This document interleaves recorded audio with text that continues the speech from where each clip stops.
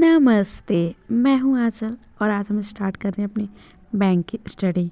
तो सबसे पहले इम्पोर्टेंट जो है स्क्वायर, क्यूब और टेबल आपको याद होनी चाहिए।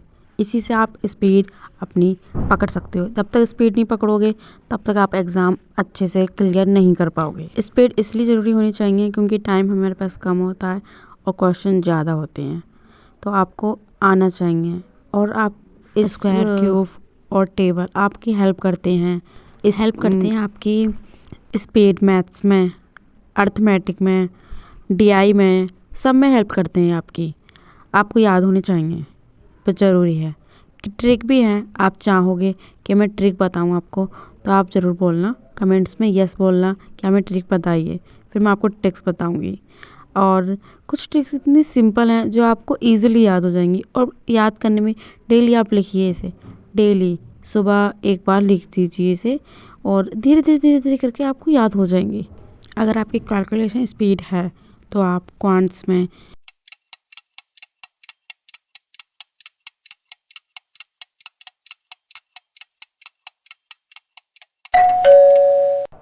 देखिए, ये है स्क्वायर 1 से लेके 100 तक।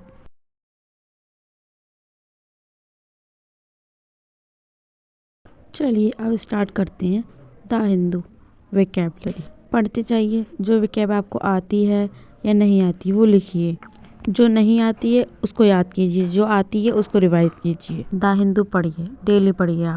आप शुरू में यूट्यूब पे क्लासेस लीजिए, नहीं आ रहा है तो जिसे आता है वो तो ठीक है, हल्का हल्का अपना पढ़। जिसकी इंग्लिश बिल्कुल वीक है वो द हिंदू की पहले क्लास ले यूट्यूब पर, आराम से पढ़े, फिर उसको समझे, फिर खुद करे, खुद प्रैक्टिस करें।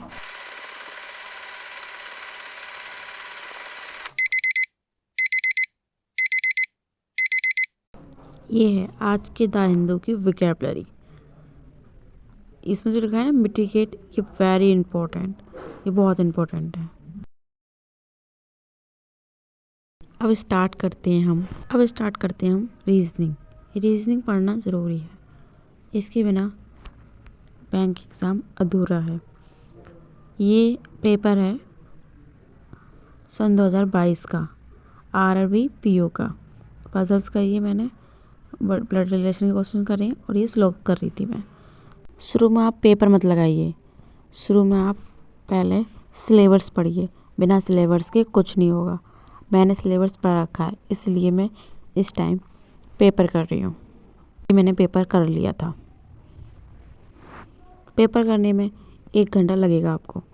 1 घंटा मतलब शुरू में तो 2-3 घंटे लग सकते हैं, मगर आपको 1 घंटे के अंदर अंदर पेपर करना है। बैंक एग्जाम से जुड़ी हुई कोई जानकारी चाहिए तो हमारे चैनल को सब्सक्राइब कीजिए।